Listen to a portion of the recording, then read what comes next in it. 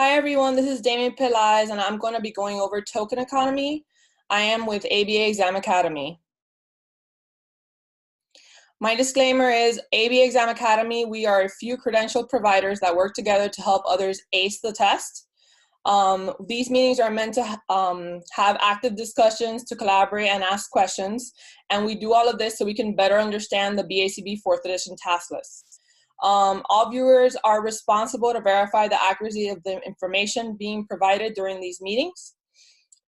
We do have some ethical considerations for ourselves and also for you to please refrain from using any BCBA test questions, any type of paid resources, any type of specific identifiable client information, and if you are sharing an open resource, make sure to give credit to the author. All right, for my agenda today, I'm gonna be going over one announcement. I'm also talking about token economy, everything from beginning to end with token economy. So that's level system and designing, implementing a token system, and then withdrawing a token system. I'm also gonna be having a few true and false and mock questions, and then we will end our meeting. All right, so for announcements today, I have we are going to be having a measurement intensive course. It is a 2-hour course that is specifically going to be going over section A and H of the task list. It is this Saturday, February 8th at 1 p.m. Eastern Standard Time. There are only 6 spots left and we only have 12 participants total. So it's going to give you more than enough time to ask questions to make sure you fully understand the information. It is conducted by Yenisbel Hernandez, which is a BCABA, and she is very, very good at tutoring and teaching. And then finally, it also includes a printable copy of the presentation in a PDF format. This is good, obviously, because after you're done with the session, then you can go over everything that you learned until your exam date. All right, so we're going to get started. My reference for today was the Cooper book, which is Applied Behavior Analysis 2nd edition. I have the pages of everything that I found, so if you guys want to reference your book, you can go ahead and do so. All right, so the first one is just going over the basic information of what is a token economy. So that is going to be on page 560 to 567 on the Cooper book. So what is a token economy? Does anyone want to be brave and just tell me in your own words, what is it?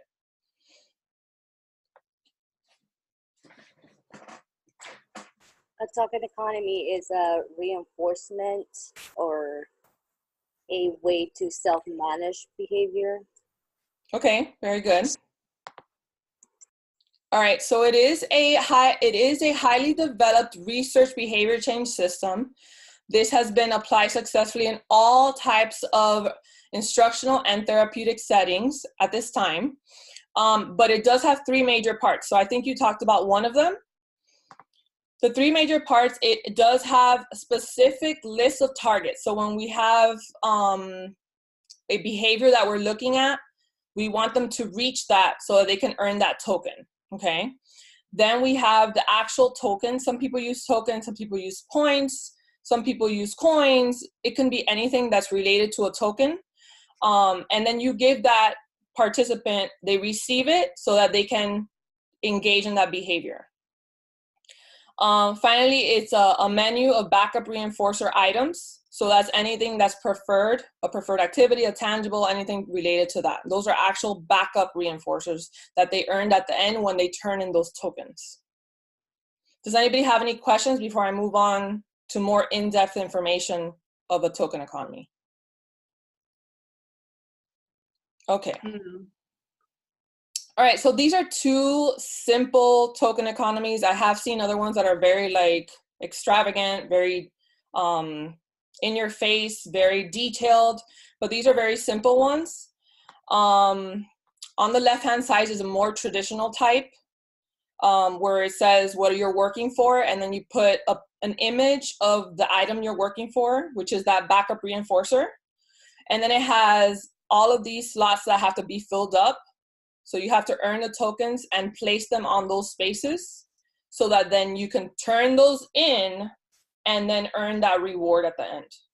And then this one's just a little bit more creative. It's like like a route to earning that token. So they have to put all the stars until they fill everything up and then earn that reward, which here is free time. Does anybody want to ask any questions or give any examples on token economies or anything you've done?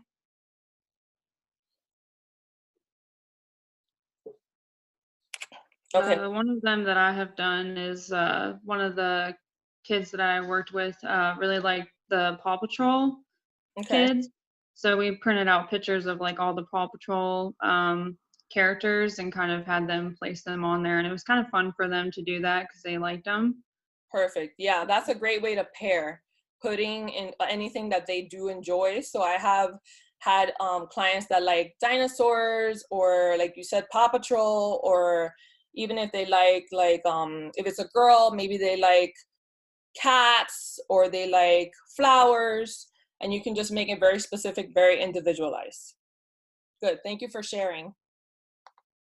All right. So my first true and false question is, a token economy is a highly effective behavior change system that has two major parts. True or false?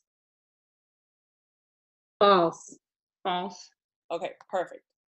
False. It has three major parts. So those, we talked about them before, is a specified list of targets, tokens that participants receive, and a menu of backup reinforcers. So I tried to trick you by putting here what the definition is, and then I put two major parts. So because this is incorrect, the whole question is incorrect. Good job, guys. All right, so now we're gonna move on to what is a level system. So level system and designing a token economy. That is also on the Cooper book, page 560 to 567. All right, so what is a level system? What's different when you have a level system? The backup reinforcers changes in the level. So you have to earn, depending on how you have your tokens, that's your level of the backup reinforcement. So if you only have 3 out of the 5, you get to earn that. Is that what you're talking about? You're on the right track. Does anybody else want to help her out? So you're on the right track. This is more about a hierarchy. So it's a type of token economy. It still falls within what a token economy is, but they move up or down. So it's a hierarchy of levels. I'm sorry? I said, when you said hierarchy, I remember, and I said, oh yeah, sorry, and I had my mic on. Yeah, no problem. So yeah, when I read on this about a couple months ago, I was like, oh yeah, I forgot about this part. Because obviously Cooper is very detailed. So I always tell everyone, you don't have to read Cooper from beginning to end, but if you don't understand a specific topic, I say read those pages so that you can fully understand all the in-depth information. So there on the Cooper page 560 to 567, there's a section that's all about the level system, and it has to do with it being on a hierarchy. So it moving up and down, and then it's contingent on meeting specific performance criteria with respect to target behaviors. So you have to meet that criteria in order to earn that token. It's not just engaging in that behavior, it's engaging in that behavior with the specific criteria, both. All right, so with that, what are the basic steps to designing a token economy? There's a lot of them. So if you can just name one, that would be awesome. These are the 7 steps, right? Uh-huh. So you want to select something that the client would like or is interested in. Mm-hmm. You want to get the tokens that are durable. You also want to have the backup reinforcement, like a couple of them. You also want to implement it, do a field try, and you also eventually want to do the response calls. Perfect. You touched a lot of the steps. All right, so it's number 1 is selecting tokens that will serve as a medium for exchange. So like we said, points, stickers, pennies, whatever it is, stars, doesn't matter what you choose, but it has to serve as a medium. So it has to be something they can touch, they can grab, and they can have with them that they know that there's something that they earned for engaging in that behavior. All right, the next one is identify target behaviors and rules. Then we have select menu of backup reinforcers. Establish a ratio of exchange. I think you touched on that one. So as ratio of exchange is how much do they have to earn to get that? So if it's 3 out of 5, or if it's 4 out of 5, or if it's all of them, maybe it's 5 out of 5, but you have to establish that ratio. Then you have to write out the procedures to specify when and how the tokens will be dispensed and exchanged, and what will happen if the requirements for tokens are not met. Okay, so if they're not met, what happens? Do they lose everything, or can they continue tomorrow? How does it work? So you have to give all that specific information. Then you're gonna field test the system before. You always have to do that, because how about if it doesn't work? Maybe your client doesn't do well with token systems. So you have to figure out, is it gonna work for my client, yes or no? Let's try it out, okay? Does anybody have any questions?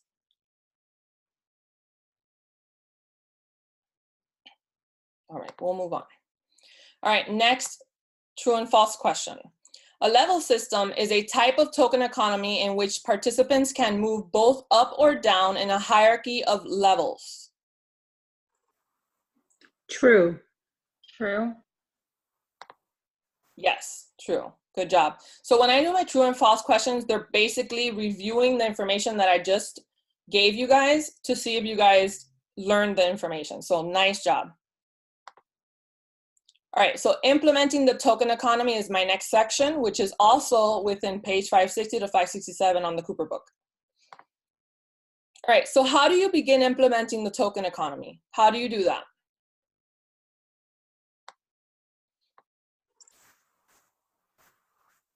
You have a plan. You decide whether you are going to leave, if you have a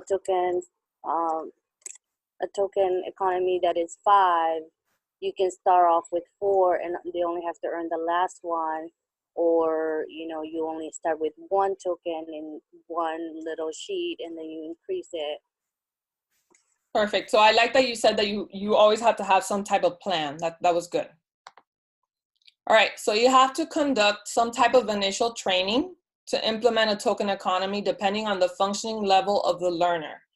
So they say on the Cooper book that it usually can take up to 30 to 60 minute session. So you're teaching your clients, when they talk about training, it's with the client. So you're teaching your client what this gives them. You're pairing the tokens with that backup reinforcer. You're pairing it with praise. You're pairing it with, you're just training the client. Oh, look, this is what this gives you. This is how this works. You might take that moment to show the parents how to use it, to show the RBT how to use it. But you're initially taking that time to train everyone and come up with a plan on how to get this to work for your client.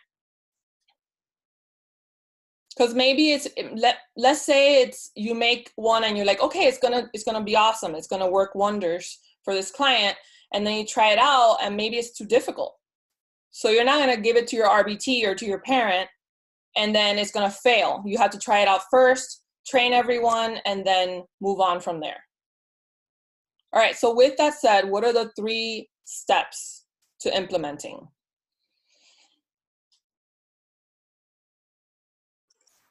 Your behavior, what you're actually gonna be working on, or how they're going to get it, how much they're gonna get, and there's another one. Yeah, so it's basically you went on with description. So description, you have to describe the system with examples, which is exactly what you said, Lily. Good job. And then you have to model. So you're gonna model for your trainees on how to deliver the tokens and how to exchange them. So when they earn all their tokens, how do you have them exchange them for the backup reinforcer? Do you have them take them off themselves and give them to you? Do you take it off for them? How is it that you're going to do that? So just figure out what works for your client and then train everyone else by describing the system and modeling for them. All right, next true and false question is describing the steps with examples and modeling the procedures for token delivery. Are the steps to implementing a token economy true or false?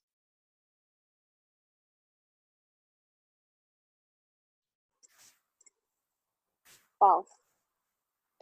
Have one for false. False. True. Two for false and one for true. That's good. I'm happy that there was, because it's tricky, okay? So the answer is false, and the reason it's false is because it's missing one of the steps. So even though we have two that are modeling, I wrote on here, modeling the procedures for token delivery. I did not put modeling the procedure for token exchange, okay? So it's false because it's missing the final step. All right, so the final area is with withdrawing, okay? We're gonna withdraw the token economy, and that's the same, page Cooper 560 to 567.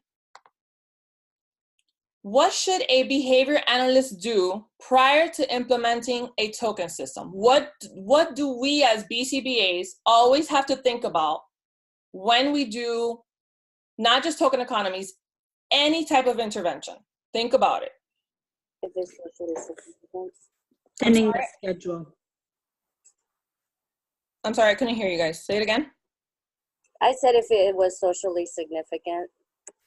Okay, but what is the final step? And then somebody else said that, you know, thinning out the schedule. So I'm not going to take credit for that. Somebody else said it. That's okay, thinning out the schedule. So when we thin out the schedule, what do? We're doing what? We're getting to what stage of implementation? Natural. Yes, natural, perfect. So that is generalization and maintenance. So that's the final step, right? So that's what we have to plan for. A BCBA should always plan how a token economy or level system will be removed during the design and implementation process. So we always have to promote generalization and maintenance, always. And that's not just for token systems, that's for everything, all interventions. All right, so with that, what are the 6 guidelines to withdraw a token economy effectively? Does anyone know any of them?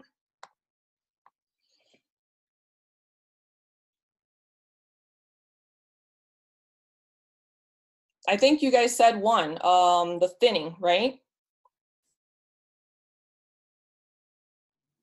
Yes. Okay, perfect. Anyone else?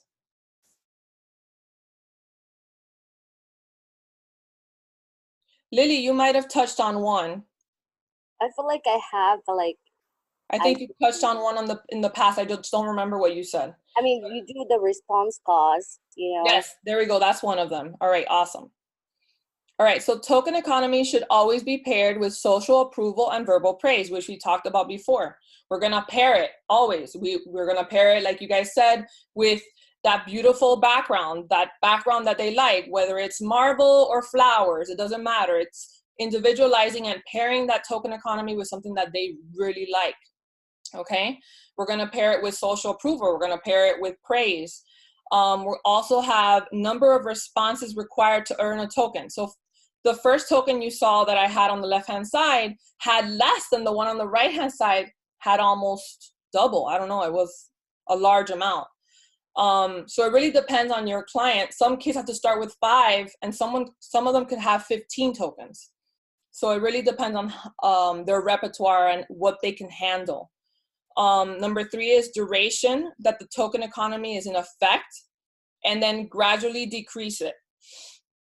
We also have number of activities and privileges that serve as backup items and are likely to be found in the untrade setting should increase. So anything that's in the natural environment, we should little by little replace that with, you know, things that are not really natural, like tangibles or maybe edibles, things that we're not normally gonna take. normally going to use in the natural environment, let's start replacing it little by little. Then we have the price of more desired items should be increased systematically while keeping a very low price on less desirable items. So maybe you can have a token be worth 5 points initially and then decrease it to 1. So you can just move back and forth those numbers, make it be more valuable or less valuable, work it around that way until it works for your client. And then a physical evidence of the token should be faded over time, which we also talked about. Good job, guys. Does anybody want to say anything or ask a question about this?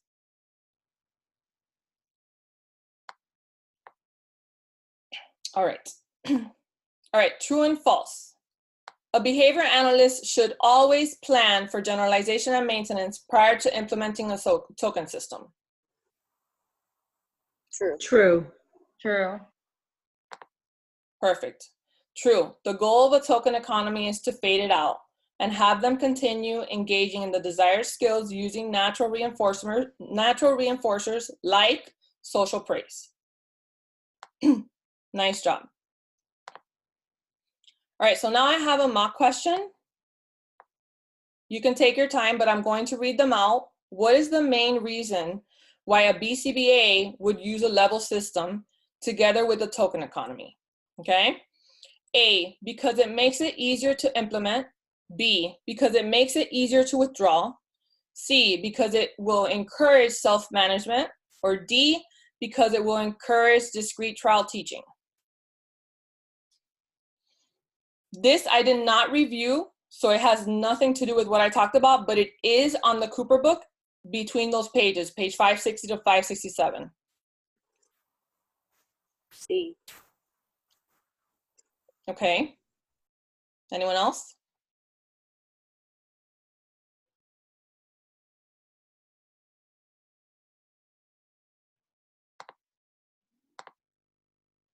Okay, I have someone that said D. And one more answer and then I can move on.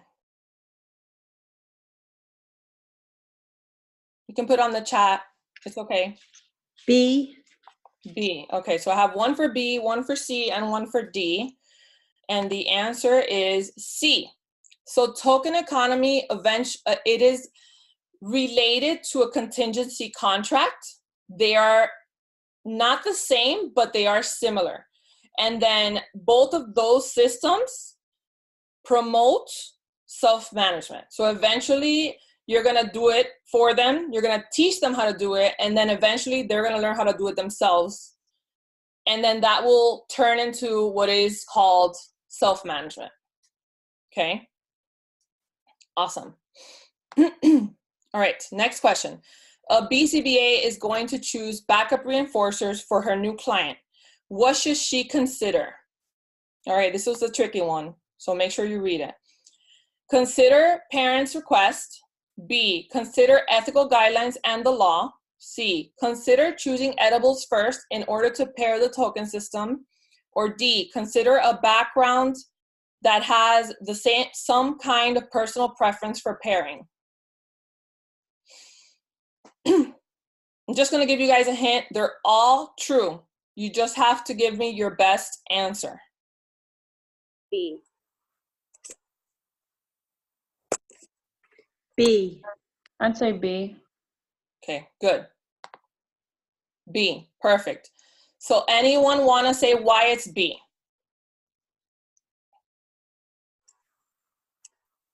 I chose B because, yes, although your parents have a say, you should always consider your ethical guidelines and the law in your state, because you don't want to, get your credential taken or be in trouble with the law.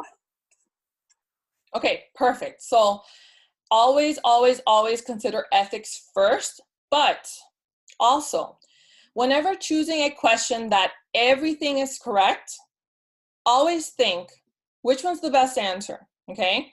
And then if you know that one of them is the better answer, say to yourself, do all of these fall under the umbrella of ethics?